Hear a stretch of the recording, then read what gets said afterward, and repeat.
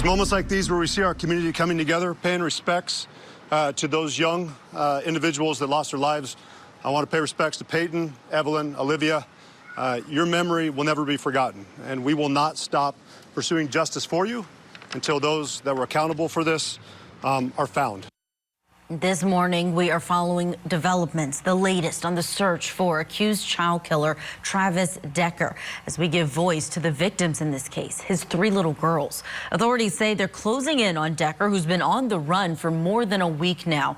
The bodies of his 3 young daughters, Peyton, Olivia, and Evelyn, were found at a campground in central Washington state. Court TV's Julie Grant spoke with Chelan County's Sheriff Mike Morrison about this search. Take a listen. Sheriff, good morning to you. Thank you for being with us. Good morning. Thanks for having me on. Of course. Could we start, please, with the latest Travis Decker sighting? It's our understanding he may have been spotted. What can you tell us about that, please? We had a person of interest that was spotted up in the Enchantments, which is more of a recreational alpine lake area within our county, and then that subject, we believe, might have gone down one of the back access routes into an area called Ingalls Creek, progressing towards an area we call Valley High. So we've been searching that area with our local and federal partners and attempting to contact that subject, determine was it Mr. Decker or was it not.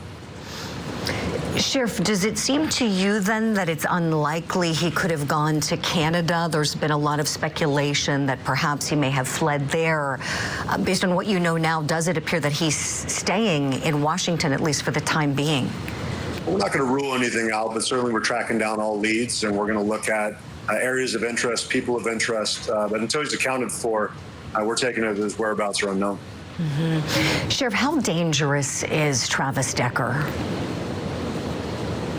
Well, since we've seen the senseless violence and the act towards Evelyn, Peyton, and Olivia, we certainly feel that he's a danger to the community, and we're looking forward to having him in custody.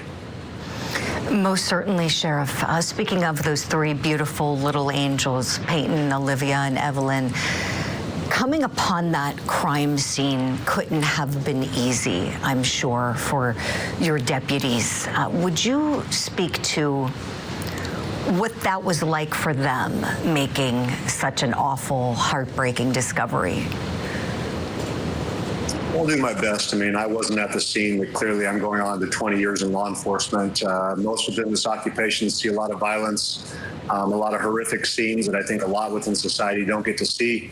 So we understand the stress that comes with that. We've had crisis intervention, stress management teams, and peer support teams on scene, not only supporting and offering services for our deputies, but we've also been in town hall meetings over the last couple of days. We're going to have one more tonight, offering services to our community because we understand there are victims with us in this tragedy.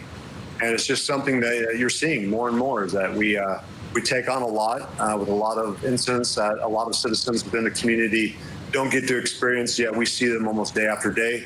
And we recognize the weight that that carries on our deputies, and we're doing everything possible to make sure they have the services provided to them.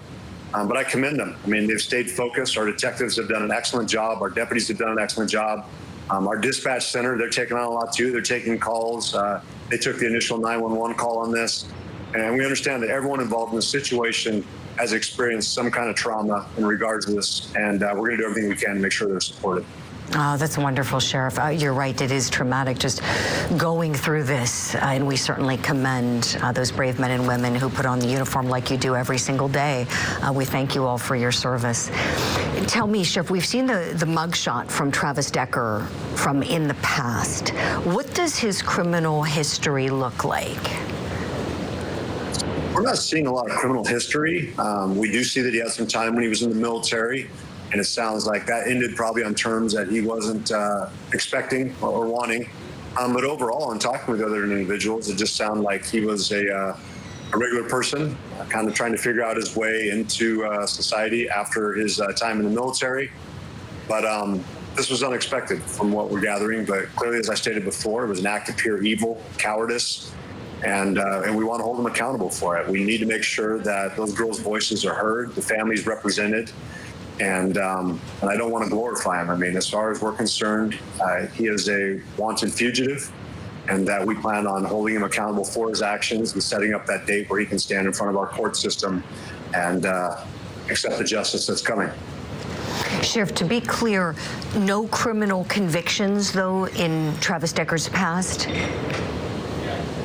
Not that I'm aware of, but again, we've just been primarily focused on locating him, getting a better understanding of the crime scene, which we thank Washington State Patrol's Crime Lab for coming out, helping us gather evidence, process the scene, the FBI, the U.S. Marshals Service.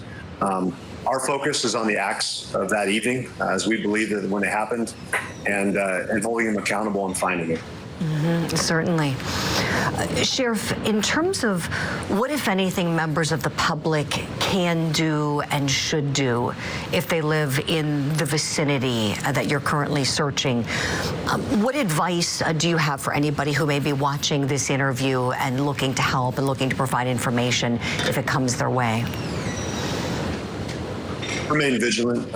Keep your distance. Don't make direct contact. We recognize we're a medium-sized agency when you come to agencies across the United States. If we didn't have our public supporting us the way they did and the way they continue to do, we would certainly be in a different position. But, we have over 80,000 citizens here within Chelan County. They're highly supportive of law enforcement. We recognize that. We don't take it for granted. They've flooded us with tips, which is a good thing. Thanks to our partners at the FBI for helping us process through all that information. And we recognize that, again, we couldn't do it without the citizens of Chelan County and also those outside of this county through Washington State and other states that have called in with potential tips. We've appreciated those agencies stepping up to assist us. But if you're a member of the public, we want you to remain vigilant. If you see something, say something. Let's put the pressure on them. We don't want them to feel comfortable. We want them to know that it's not only an agency like Chelan County Sheriff's Office and our federal partners and our state partners and our local partners that are pursuing him, but also a whole entire community. We want him. We want to hold him accountable. He is an adversary to this community, and we won't rest until he is found. Keep up the great work. Sheriff Mike Morrison with the Chelan County Sheriff's Department in the state of Washington. Thank you for your time this morning. We'll look forward to getting more updates from you soon. Thanks. Appreciate you having me on. And as we go to break, we want to remember 9-year-old Peyton, 8-year-old Evelyn, and 5-year-old Olivia. We know that they loved wearing dresses, dancing, and playing soccer. 3 little girls who had so much life left to live.